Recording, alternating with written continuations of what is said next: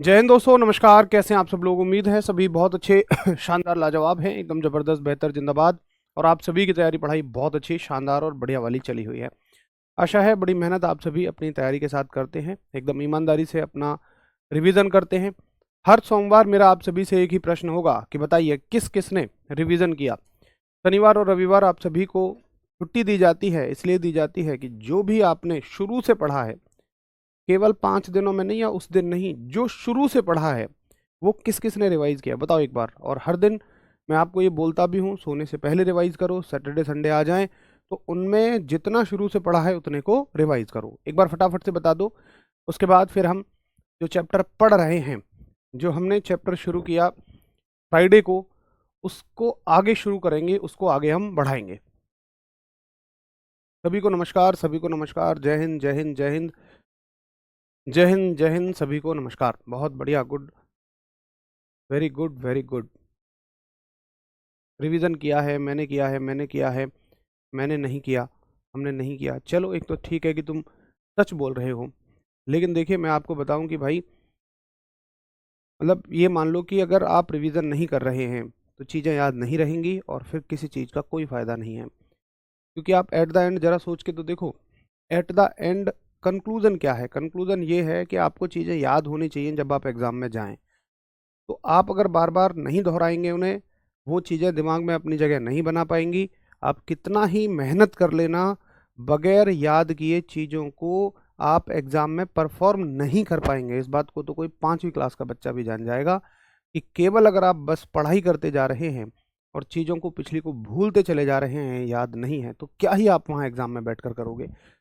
केवल उद्देश्य ये थोड़ी है कि बस पढ़ते चले जाओ, नॉलेज के लिए पढ़ते चले जा रहे हैं। अरे भाई, परफॉर्म करने के लिए पढ़ रहे हो, उसे याद रखने के लिए पढ़ रहे हो। ये कोई हम नॉवल थोड़ी पढ़ रहे हैं कि बस ऐसे ही अच्छा लगा तो पढ़ लिया, चाहे उसे 10 दिन बाद भूल जाओ। अरे यहाँ तो याद होनी चाहिए भाई, एग्जाम तक याद होनी चाहिए। तो बगैर रिवीजन के बात नहीं बनेगी, वो आपको करना ही पड़ेगा। उसके लिए कीजिए, कोशिश कीजिए। चलिए जी, तो शुरू करें। और मैं आपको थोड़ा सा रिवाइज करा देता हूँ, क्योंकि अगर आपको फ्राइडे की कहानी पूरी याद होगी तभी आप आज की चीज़ों को बना पाओगे। क्योंकि मैंने आपको बताया था, ऊर्जा और शक्ति जो है, एनर्जी और पावर जो हैं, वो कार्य से ही बनती हैं। तो हमने फ्राइडे को डिस्कस किया था कार्य के बारे में, वर्क के बारे में। और अगर मैं सही हूं तो एक बार आप थम्स अप करना, जी आप ठीक कहते हो। वर्क क्या है, कार्य क्या है? तो हमने ये सीखा था कि अगर किसी भी वस्तु पर आप फोर्स लगा रहे हैं, एक बल लगा रहे हैं, और उस वस्तु में बल की वजह से विस्थापन आ जाता है, डिस्प्लेसमेंट आ जाता है, तो इसी को हमने क्या कहा था? कार्य कहा था, वर्क कहा था। तो वर्क क्या है? वर्क हो गया किसी वस्तु पर फोर्स लगाया, फोर्स की वजह से उसमें डिस्प्लेसमेंट आ गया, विस्थापन आ गया, और इसी को हमने क्या कह दिया? कार्य कह दिया। अच्छा, कार्य का सूत्र क्या था? एक बच्चे ने कहा जी कार्य का सूत्र बता दो। तो कार्य का सूत्र था बल गुणा बल की दिशा में विस्थापन। उसके बाद हमने इसके प्रकार देखे, धनात्मक कार्य, ऋणात्मक कार्य, शून्य कार्य। हर एक कार्य के लिए एंगल कितना होता है, और फिर हमने देखे इसके मात्रक, सूत्र से बनने वाला मात्रक, एसआई मात्रक, सीजीएस मात्रक। और ये तो क्लियर है कि इस चैप्टर की तीनों राशियां, कार्य, ऊर्जा, शक्ति, वर्क, एनर्जी, पावर, तीनों की तीनों कैसी हैं? अदिश राशियां हैं, स्केलर क्वांटिटी हैं। बताइए, क्लियर है? फटाफट से बताइए। हाँ जी भैया, ठीक है, मुझे आपकी बात बहुत अच्छे से समझ में आ चुकी है।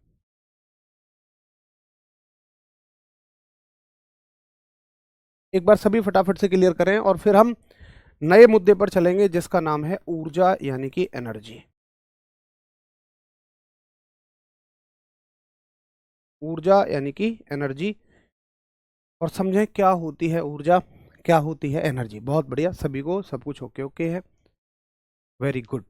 देखिए, ऊर्जा क्या होती है, एनर्जी क्या होती है। एक बात आप मुझे बताइए कि आप खाना खा के गए घर से, और आप मान लो, या घर में ही चलो काम करते जा रहे हो, काम करते जा रहे हो, मान लो आप मिट्टी खोद रहे हो फावड़े से, काम करते जा रहे हो, तो एक समय के बाद आपको थकान हो जाएगी, भूख लगने लगेगी, और फिर क्या खा लेंगे? आप खाना खा लेंगे। फिर से आपको रिचार्ज हो जाएंगे आपकी बैटरी, और फिर से आप काम करना शुरू कर दोगे। ऐसे ही हर एक मशीन के साथ होता है, उसमें आप पेट्रोल डालते हो, डीजल डालते हो, वो चलने लगती है, काम करने लगती है। कुछ समय के बाद पेट्रोल डीजल खत्म, फिर आपको डालना पड़ता है। तो ये चल क्या रहा है? कुल मिलाकर हमने देखा कि हमें काम करने के लिए किसी चीज़ की रिक्वायरमेंट है, किसी चीज़ की ज़रूरत है वर्क करने के लिए, कार्य करने के लिए। और ये क्या है जिसकी हमें ज़रूरत पड़ रही है कार्य करने के लिए? तो इसी को तो हम ऊर्जा कह रहे हैं, एनर्जी कह रहे हैं। क्योंकि जब हम थक जाते हैं ना, हम कहते हैं यार एनर्जी खत्म हो गई, तो फिर हम खाना खा लेते हैं, एनर्जी आ गई। कुल मिलाकर ये कहीं ना कहीं समझ में आ रहा है कि एक इंसान या मशीन काम ही तब करते रह सकती है कि जब उसके अंदर ऊर्जा हो। बोलो यस और नो।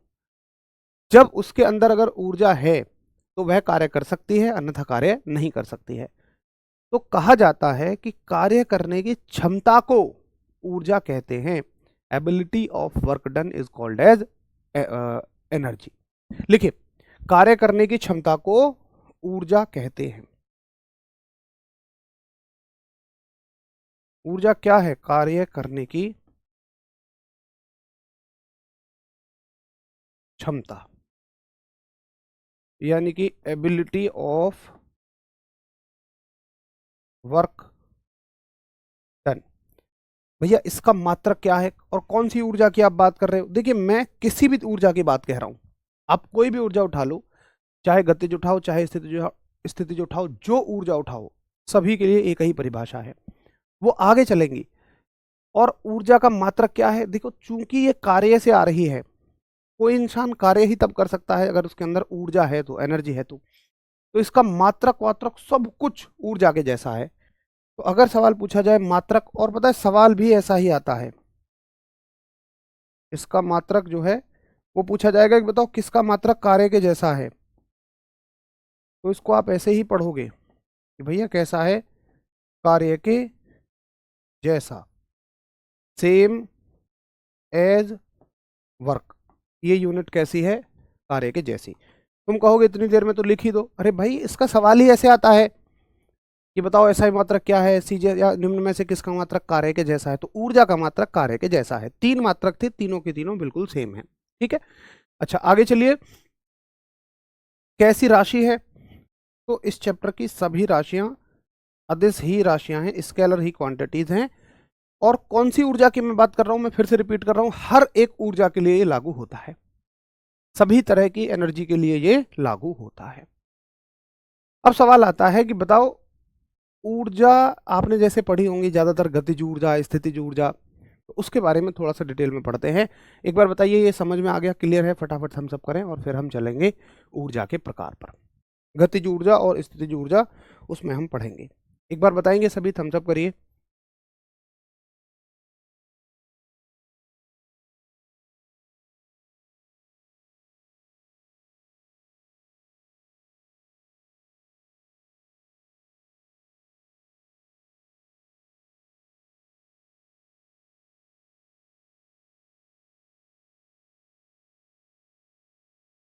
ठीक है, चलिए क्लियर है, कोई दिक्कत की बात नहीं है इसमें।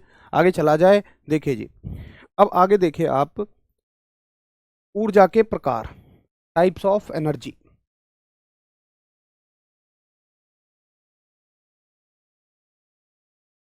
ऊर्जा के प्रकार,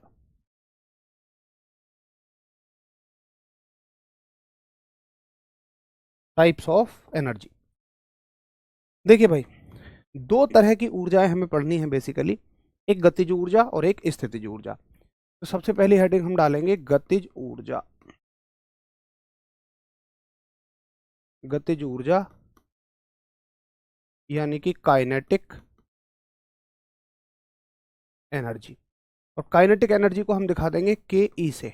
ये हो गई काइनेटिक एनर्जी। तो बड़ी सिंपल सी बात है। पहली चीज तो ये कि अगर कोई वस्तु मान लो चल फिर रही है, अगर कोई वस्तु गति कर रही है, तो निश्चित ही उसके अंदर ऊर्जा है। क्योंकि कोई वस्तु गति करने का मतलब कार्य कर रही है, और कार्य कब कर सकती है? जब उसके अंदर ऊर्जा होगी। बस ये कह लीजिए कि गति करने के कारण कौन सी ऊर्जा हो जाती है? गतिज ऊर्जा हो जाती है। तो बहुत सिंपल सी परिभाषा है कि गतिमान वस्तु में गतिज ऊर्जा होती है। यानी कि गतिज ऊर्जा क्या है भाई? गति के कारण ऊर्जा। गति के कारण ऊर्जा, एनर्जी ड्यू टू मोशन। गति के कारण जो ऊर्जा है इसको हमने क्या कह दिया जी, गतिज ऊर्जा कह दिया। अब देखिए आगे समझिए आप, क्या फॉर्मूला है इसका, तो बड़ी सिंपल सी बात। अच्छा क्या उदाहरण है, आप बता दो भैया, आपके आसपास जो भी वस्तुएं चल रही हों, अब में गतिज ऊर्जा है। चलती हुई वस्तुओं को लेना, रोड सड़क पर ही लेना, मतलब जमीन पर ही लेना, जमीन से ऊंचाई पर मत लेना, ऊंचाई पे आगे बताऊंगा कि क्यों नहीं मना कर रहा हूं मैं। अब जमीन पर चलने वाली वस्तुएं कौन है, जैसे मान लो मैं हूं, दौड़ रहा हूं, गाड़ी चल रही है, साइकिल चल रही है, पवन चक्की है वो घूम रही है, हवा बह रही है। तो ये तमाम चीजों में कैसी ऊर्जा हो जाती है, गतिज ऊर्जा। तो इसके उदाहरण क्या हो जाएंगे, बड़ा आसान से उदाहरण है, एग्जाम्पल। ई एक्स का मतलब है एग्जाम्पल। एग्जाम्पल में है दौड़ता आदमी, चलती कार, ठीक है, चलती साइकिल, ये सभी चीजें। जमीन से ऊपर की कोई चीज मत लेना, सब जमीन वाली चीजें लेना। जमीन से ऊपर की चीजें मैं आपको बता दूंगा, जमीन पर चलती हुई चीजें अभी आप कोई भी एग्जाम्पल चाहे आप लिख लीजिए। अच्छा जी ठीक है, परिभाषा समझ में आ गई, उदाहरण समझ में आ गए। अब समझिए इसका सूत्र क्या होता है, फॉर्मूला क्या होता है। तो अगर एक मान लो कोई वस्तु है, जैसे कोई बॉल है, इसका कुछ तो द्रव्यमान होगा, आधा किलो, 1 किलो, कुछ भी होगा। तो इसके द्रव्यमान को हमने मान लिया m। द्रव्यमान को किससे दिखाते हैं हम, m से। और मान लो ये चल रही है एक वेग v से, ये मान लो v वेग से चल रही है, m द्रव्यमान की वस्तु है और ये v वेग से चल रही है। तो इसका जो गतिज ऊर्जा होगी, काइनेटिक एनर्जी होगी, बड़ा सिंपल सा सूत्र है, 1/2 mv²। याद रखोगे, काइनेटिक एनर्जी का सूत्र हो जाएगा 1/2 mv²। अब देखो यहां से क्लियर हो गया, हमें परिभाषा क्लियर हो गई, उदाहरण क्लियर हो गए, सूत्र क्लियर हो गया। अब इसका मात्रक क्या है, तो वो मैंने बता दिए, सारी ऊर्जाओं के मात्रक कार्य के जैसे हैं। सूत्र से बनने वाले मात्रक न्यूटन मीटर, एसआई मात्रक जूल, सीजीएस मात्रक अर्ग, वो आपको पीछे वहीं याद कर लेने थे। सारी ऊर्जाएं अदिश राशियां हैं, तो इसमें अलग से बताने की कोई जरूरत नहीं रहेगी।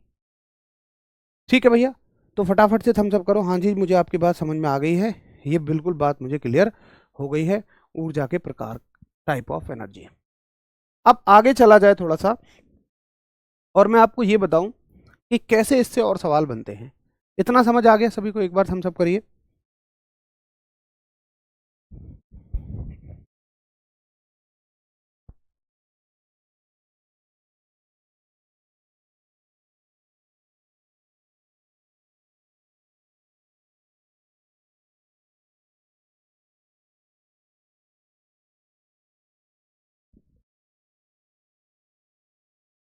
क्लियर, बहुत बढ़िया।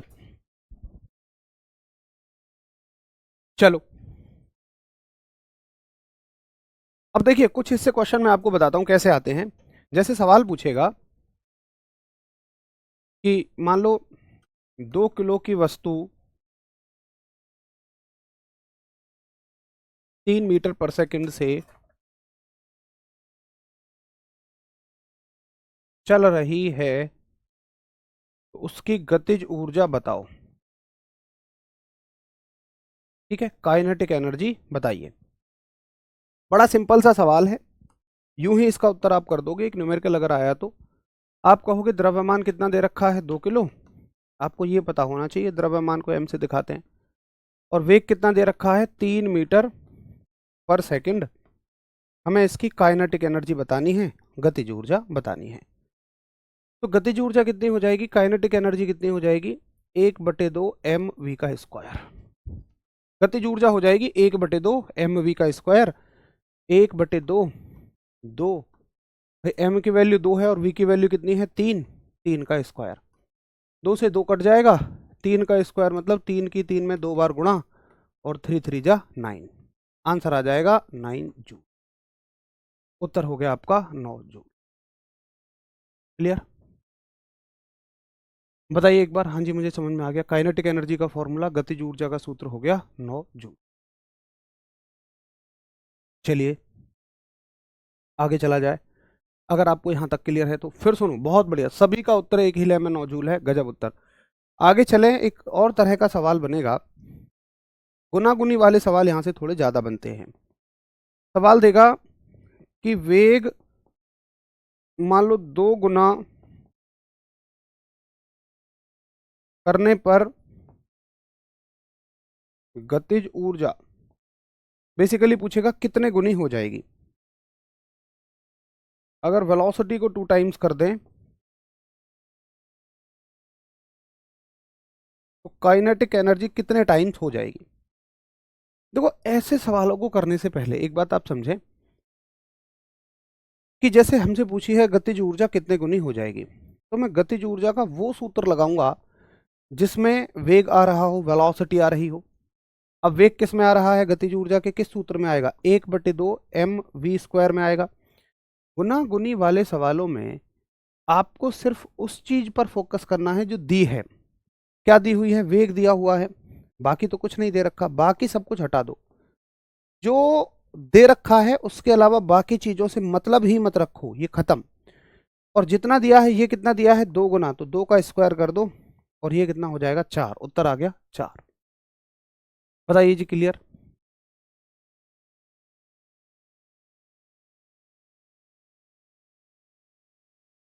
नहीं नहीं नहीं यार, टाइम टेबल क्यों चेंज होगा, बिल्कुल नहीं हुआ होगा, ऐसा तो नहीं होना चाहिए। ये 2 कहाँ से आया है भाई, कौन से 2 की बात कर रहे हैं आप। अगर इस 2 की बात कर रहे हैं तो ये तो सवाल दिया है आपको, क्वेश्चन में दिया है। ठीक है भाई। अच्छा एक बात बताओ, अगर 3 गुनी कर दे तो क्या उत्तर होगा आपका, कि वेग को 3 गुना कर दिया तो गतिज ऊर्जा कितने गुनी हो जाएगी, काइनेटिक एनर्जी कितने टाइम्स हो जाएगी।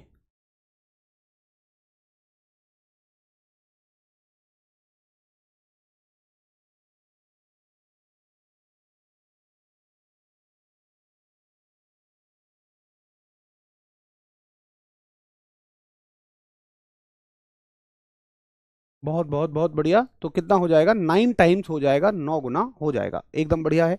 3 कर दोगे तो 9 गुना हो जाएगा, बड़ी सिंपल सी बात है। अब देखिए, जैसे गतिज ऊर्जा का एक सूत्र तो ये हो गया, एक दूसरा सूत्र और भी होता है गतिज ऊर्जा का, और ये होता है काइनेटिक एनर्जी बराबर p²/2m। अच्छा चलो तुम्हारा टेस्ट ले लिया जाए, बताओ p p से हम किस राशि को दिखा रहे थे, पिछले चैप्टर में हम p से किस राशि को दिखा रहे थे, p क्या थी। तो चलो मैं बता भी देता हूं, बाकी आप लोगों ने टाइप कर दिया होगा। p था संवेग। 2 सूत्र हैं गतिज ऊर्जा के, एक है द्रव्यमान और वेग की परिभाषा में, एक है संवेग और द्रव्यमान के टर्म में। दोनों ही ठीक हैं, कौन सा लगाएंगे, जगह के हिसाब से लगाओगे। अगर संवेग के बारे में बात करेगा तो ये लगाओगे, वेग के बारे में बात करेगा, वेलोसिटी के बारे में बात करेगा तो ये लगाओगे। इस बात में आप कभी कंफ्यूज नहीं होंगे। 2 का घात कैसे आया, वो तो यार फॉर्मूले में है ना, 2 का घात तो फॉर्मूले में है, घात 2 ही रहेगा, ये फॉर्मूले में ही फिक्स है। तो क्या है जी, संवेग है, मोमेंटम है, ठीक है। तो ये हो गई गतिज ऊर्जा। उम्मीद है आप बहुत अच्छे से इसको समझ चुके होंगे कि क्या होती है गतिज ऊर्जा। अब ऊर्जा के दूसरे प्रकार पर चला जाए, जिसका नाम है स्थितिज ऊर्जा। स्थितिज ऊर्जा, अच्छा चलो बताओ अगर चलती वस्तु में गतिज ऊर्जा है तो किस वस्तु में स्थितिज ऊर्जा होगी। मतलब आज तक आपने क्या पढ़ा है पोटेंशियल एनर्जी के बारे में, और पोटेंशियल एनर्जी को हम पीई से दिखाएंगे, इसको यू से भी दिखा लेते हैं, लेकिन कोई फिक्स नहीं है ऐसा। तो बताइए, अगर चलती वस्तु में गतिज ऊर्जा है तो रुकी वस्तु में क्या होगा।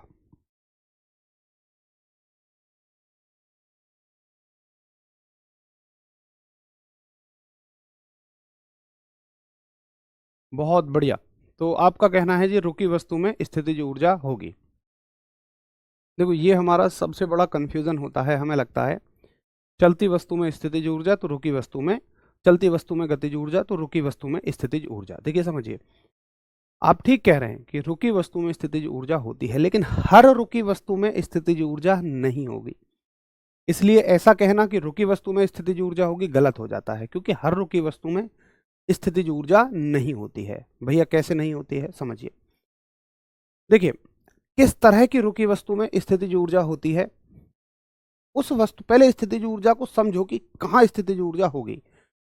देखिए स्थितिज ऊर्जा उस वस्तु में है, पहचानने का तरीका बता रहा हूं कि अगर वो वस्तु रुकी है तो किसी ने उसको रोका हुआ हो, अपने आप नहीं रुकी हो, किसी ने उसको रोका हुआ हो और छोड़ते ही एकदम से उसमें गति आ जाए, तो हम कहेंगे रुकी वस्तु में स्थितिज ऊर्जा है, पोटेंशियल एनर्जी है। अन्यथा नहीं है। क्योंकि देखो ऊर्जा की पहचान ही ऐसे है कि वो कार्य कर सके, कुछ वर्क कर सके। जैसे मैं आपको एग्जांपल बताता हूं, आप कोई भी खिंची हुई चीज लो, जैसे मान लो स्प्रिंग ले लो, जैसे मान लो बाण ले लो जो धनुष में खिंचा हुआ है, जैसे मान लो आप गुलेल ले लो। मान लो इनमें से किसी भी चीज को अगर आपने खींच के रखा है, तो जैसे ही ये खिंचे हुए हैं, पहले तो किसी ने रुके हुए हैं, चलो किसी ना किसी वजह से रुके हुए हैं, स्प्रिंग अपने आप तो रुक नहीं जाएगी। तुमने स्प्रिंग को खींचा हुआ है, यहां रोका हुआ है, और जैसे ही छोड़ोगे एकदम से गति में आ जाएगी। तो हाँ, यहां पर जब ये रुकी हुई थी, इसमें स्थितिज ऊर्जा है। बाण जब यहां रुका हुआ है तो स्थितिज ऊर्जा है, और छोड़ते ही किस में बदल गई, ये गतिज ऊर्जा में बदल गई, काइनेटिक एनर्जी में बदल गई। तो यहां रुकी हुई वस्तु में स्थितिज ऊर्जा होगी। लेकिन एक पत्थर जमीन पर पड़ा हुआ है, मैंने उसको जाके ऐसे पकड़ लिया, पत्थर कह रहा भाई साहब अभी पकड़ोगे तब भी कोई फर्क नहीं है, छोड़ दोगे तब भी कोई फर्क नहीं है। क्या छोड़ते ही पत्थर अपने आप भाग जाएगा? मतलब मैं उसे धक्का नहीं दे रहा हूं, बस पत्थर को मैंने पकड़ लिया जमीन पर पड़े हुए को, फिर छोड़ा, तो क्या भाग जाएगा? नहीं। तो उसमें कोई भी ऊर्जा नहीं है, उसमें कोई भी एनर्जी नहीं है। तो यहां रुके हुए पत्थर में कोई ऊर्जा नहीं है, जबकि इस रुकी हुई स्प्रिंग में, रुके हुए बाण में, रुकी हुई गुलेल में ऊर्जा है, स्थितिज ऊर्जा है। आई बात समझ में? तो आप ये मत कहा करो कि रुकी वस्तु में स्थितिज ऊर्जा। बताओ कहाँ है पत्थर के पास स्थितिज ऊर्जा? अगर ऊर्जा होती तो वो कुछ कर सकता था ना, और करने का मतलब है चल दे, लेकिन वो नहीं चल पाया। तो स्थितिज ऊर्जा को ऐसे नहीं कहेंगे। अच्छा, दूसरे तरीके से स्थितिज ऊर्जा किसमें होती है, जो आप उदाहरण ले रहे हो भाई, जैसे चुनमुन है, करण भाई है, दूसरी तरह से स्थितिज ऊर्जा होती है किसी भी जमीन से ऊपर रुकी हुई वस्तु में, जमीन से ऊपर रुकी हुई वस्तु में, उठी हुई वस्तु में। क्योंकि अगर वो जमीन से ऊपर उठी हुई है तो किसी न किसी वजह से ही रुकी हुई होगी। जैसे पेड़ पर लटका हुआ फल या नारियल, आप देखो वो पेड़ की वजह से ही तो रुका हुआ है। अगर उसे कोई काट दे तो एकदम से गति में नहीं आ जाएगा। तो उसमें रुकी हुई वस्तु में वहां स्थितिज ऊर्जा है। बांध में इकट्ठा पानी, बांध आप जानते हैं कि दीवार लगा के बहुत सारा पानी भर लिया ताकि उसे गिरा के बिजली बना सके। तो बांध में जो पानी इकट्ठा है वो किसी हाइट पे इकट्ठा है और किसी वजह से रुका हुआ है, दीवार की वजह से। दीवार की एक ईंट निकाल के देखो, पानी को गिरने के लिए मौका तो दो, पानी एकदम से गति में आ जाएगा। तो हाँ, यहाँ रुके हुए पानी में फिर स्थितिज ऊर्जा है, पोटेंशियल एनर्जी है। भैया आपको मेरी सारी बात एक बार बताएंगे? जी समझ में आ चुकी हैं, बड़े अच्छे से हमने चीज़ों को समझ लिया है। और स्थितिज ऊर्जा को हम ये नहीं कहेंगे कि रुकी वस्तु में होती है, हम कहेंगे उसकी स्थिति के कारण होती है। कि ये स्थिति ही तो है कि वो खिंची हुई है या ऊंचाई पर है। तो हम कहते हैं वस्तु की स्थिति के कारण जो ऊर्जा है वो स्थितिज ऊर्जा होती है। तो आप कहेंगे कि वस्तु की स्थिति यानी कि पोजीशन के कारण ऊर्जा, ठीक है, इसको हम कहेंगे स्थितिज ऊर्जा।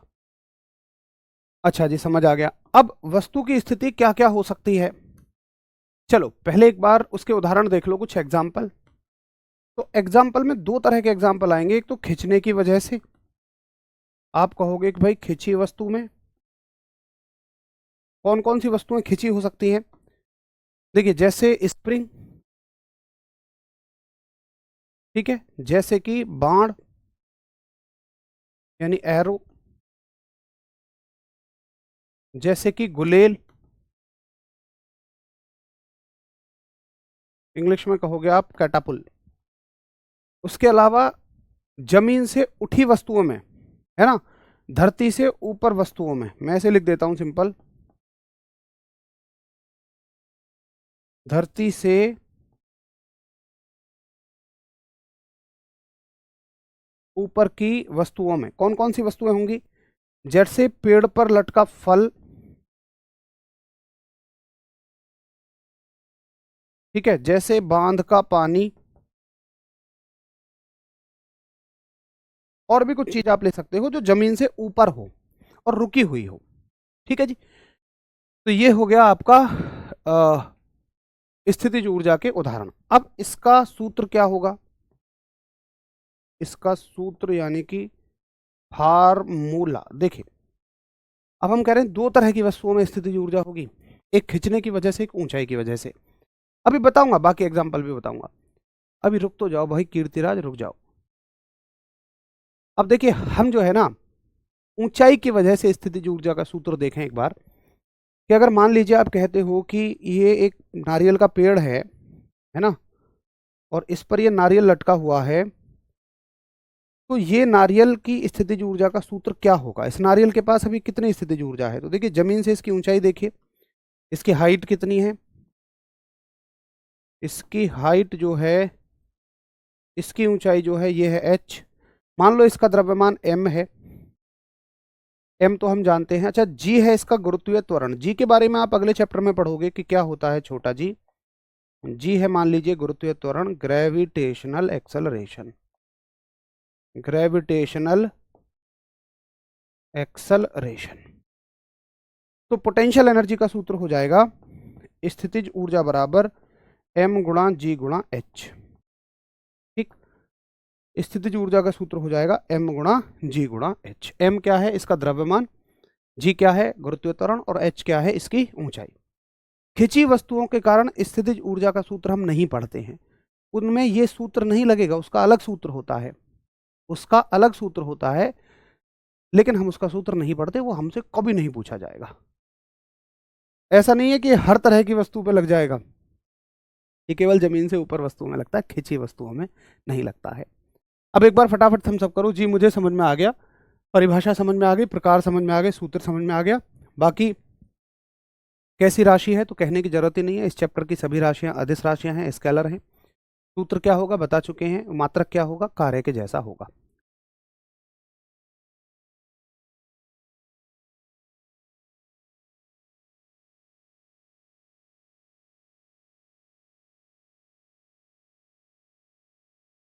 बहुत बढ़िया अंकित, एकदम शानदार नॉलेज है भाई, very good, great great great.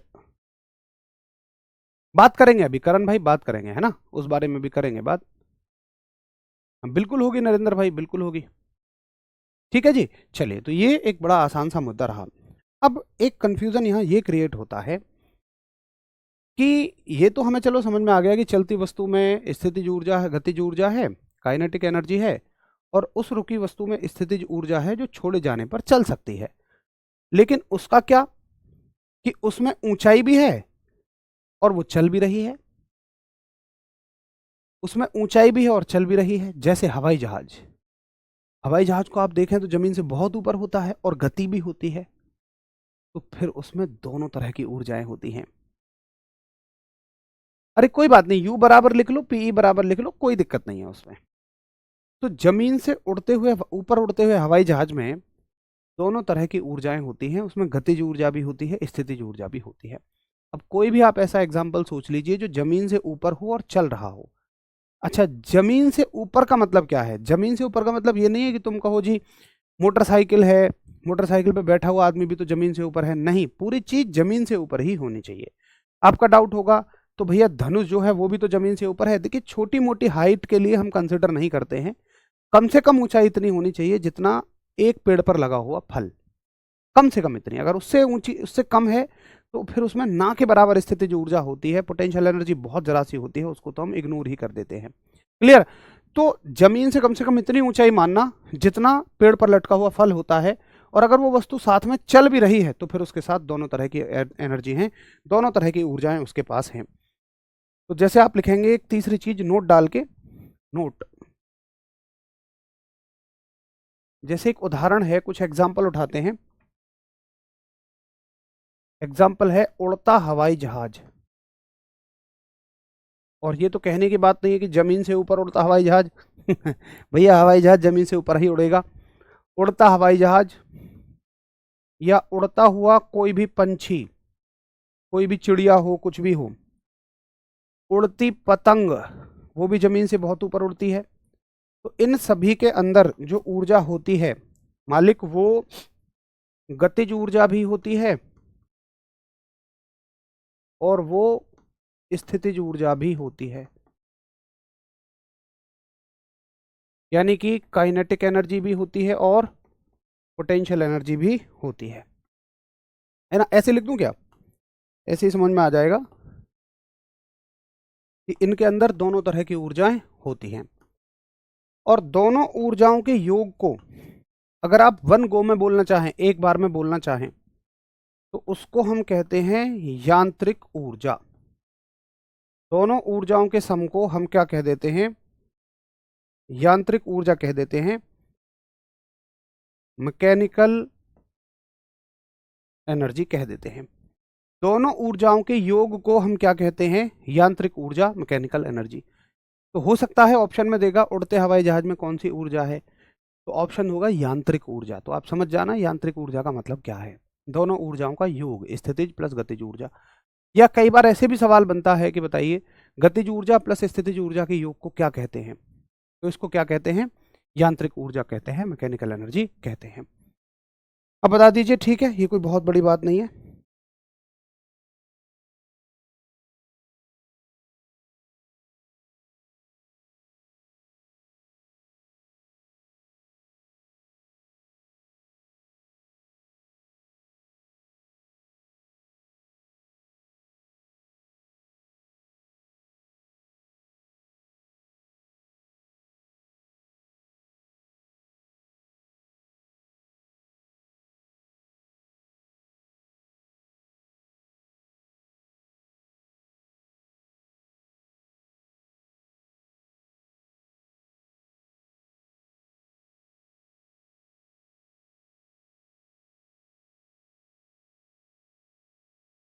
ठीक, क्लियर। चलिए जी, भाई पूरा हिंदी में, यार पूरा कैसे संभव है, एक बात बताओ ना। फिर जो इंग्लिश मीडियम वाले साथी हैं उनके लिए समस्या हो जाएगी, और आपको तो मिल ही रहा है ना पूरा हिंदी में, उससे क्या डाउट, क्या डिस्टरबेंस हो रहा है आपको कि मैं इंग्लिश में लिख रहा हूँ? आप अपने हिंदी पे फोकस करिए। अगर ऐसा होता कि मैं पूरा हिंदी नहीं लिख रहा होता तब तो ठीक है, आपका एक डाउट बनता भी था। लेकिन अगर आपके लिए पूरा हिंदी में भी पढ़ा रहा हूँ और इंग्लिश वालों के लिए पूरा इंग्लिश में भी पढ़ा रहा हूँ, तो शायद फिर आपको कोई डिस्टरबेंस नहीं होना चाहिए। मतलब यदि आपको भी मिल रहा है, किसी और को भी मिल रहा है, तो उसमें ये डाउट क्यों कि उसको नहीं दो या मुझे ही दे दो बस? तब तो ये कोई बात ही नहीं होनी चाहिए। अगर ऐसा होता कि मैं उसको ज़्यादा दे रहा होता, आपको कम दे रहा होता, तब ये होता कि भैया आप पक्षपात कर रहे हो, हमें बराबर नहीं दे रहे हो। तो ये तो मतलब मन में सोचना ही नहीं चाहिए कभी भी। चलिए जी, फोकस करो थोड़ा सा, आपको अपनी भाषा में ही अच्छा समझ में आ रहा होगा। आपको क्या दिक्कत है कि मैंने यहाँ इंग्लिश लिख दी? तो अगर छोटी छोटी हर बात से दिक्कत होगी तब तो ज़िंदगी में बड़ा परेशान हो जाओगे। चलिए जी, ये हो गई आपकी यांत्रिक ऊर्जा। तो ये हो गई ऊर्जा, ये हो गई आपकी एनर्जी। अब हम आज के तीसरे कंसेप्ट पर चलते हैं, इस चैप्टर के तीसरे कंसेप्ट पर चलते हैं, और ये चैप्टर आपका खत्म हो जाएगा, जिसका नाम है पावर, यानी कि शक्ति। आओ जरा एक बार देखें शक्ति क्या होती है, पावर क्या होती है। देखो दोस्तों, मैं आपसे एक बात पूछता हूँ, ये मैं एग्जाम्पल हर एक बैच में अपने देता हूँ, और ये बहुत अच्छा एग्जाम्पल है, इससे सब क्लियर भी हो जाता है। एग्जाम्पल ये है, मैं एक बात पूछ रहा हूँ आपसे कि मान के चलिए मेरे पास दो ढेर हैं ईंटों के, हर एक ढेर में बराबर ईंटें हैं, मान लो 100 ईंटें हैं, ये 100 ईंटें हैं, ये 100 ईंटें हैं। मुझे इन्हें अपने घर में नीचे से छत पर फेंकवाना है। उसके लिए मैं दो मजदूर भाइयों को लेकर आया, जिनमें से एक थोड़े से हल्के हैं और एक थोड़े से बॉडी वाले हैं, ये थोड़े बॉडी बिल्डर टाइप के हैं, थाई वाई बढ़िया बनी हुई हैं। डेफिनेटली ये ज़्यादा समय लेंगे। मान लो इन्होंने इन ईंटों को फेंकने में लिए 2 घंटे और इन्होंने 1 घंटे में इन ईंटों को फेंक दिया। मैं कहूँगा आपसे, बताओ किसने ज़्यादा काम किया? आइए जी, कौन ज़्यादा काम करता, एक बार सभी लोग बता दा।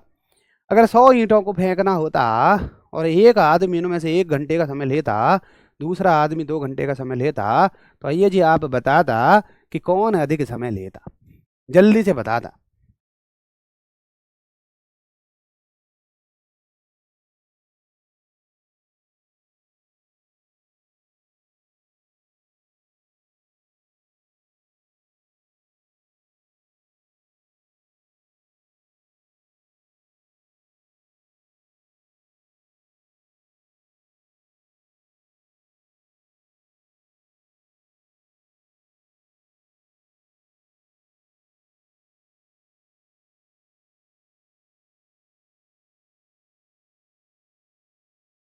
जी।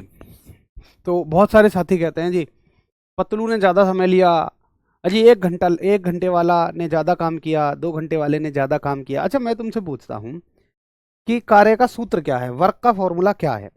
वर्क का फॉर्मूला है W बराबर एफ एस कॉस थीटा, ज़्यादा से ज़्यादा बड़ा फॉर्मूला। अच्छा मुझे बताओ कि एक ईंट को फेंकने में हल्के आदमी को कम बल लगाना पड़ेगा या भारी को? तो तुम्हें सोचना चाहिए मालिक, बल आदमी को अपने हिसाब से थोड़ा ना लगाना होता है, किसी वस्तु पर ईंट के हिसाब से लगाना है। भाई ईंट जितनी भारी है उतना ही तो बल लगेगा, तो ईंट तो दोनों के लिए भारी है। ऐसा थोड़ी है कि हल्के वाले आदमी के लिए ईंट कहेगी अय्या जी ये तो बड़ा हल्का आदमी, इसके लिए हम हल्का हो जाता, ऐसे थोड़ी, ईंट तो उतनी भारी रहेगी। अच्छा दूरी, भाई दूरी तो जितना नीचे से छत पे तुम फेंक रहे हो, हल्के आदमी के लिए भी उतनी है, ताकतवर आदमी के लिए भी उतनी है। ऐसा थोड़ी है कि छत नीचे आ जाएगी हल्के आदमी के लिए, और थीटा दोनों के लिए बराबर है। जब सब कुछ बराबर है तो कार्य क्यों नहीं दोनों बराबर करेंगे? तो मालिक साहब कार्य दोनों ने बराबर किया, वर्क दोनों ने सेम किया, ये गड़बड़ झाला आप नहीं करने का। अब चलो दूसरा मौका, मैं आपसे पूछता हूं कि एनर्जी बताओ, ऊर्जा बताओ, दोनों में से किसकी ज्यादा है? बात, अच्छा कौन सी ऊर्जा, कोई सी भी बता दो चलो, पोटेंशियल एनर्जी, काइनेटिक एनर्जी, दोनों में से किसकी ऊर्जा ज्यादा है? ये तो चलो समझ में आ गया कि वर्क जो है वो सेम है, लेकिन एनर्जी?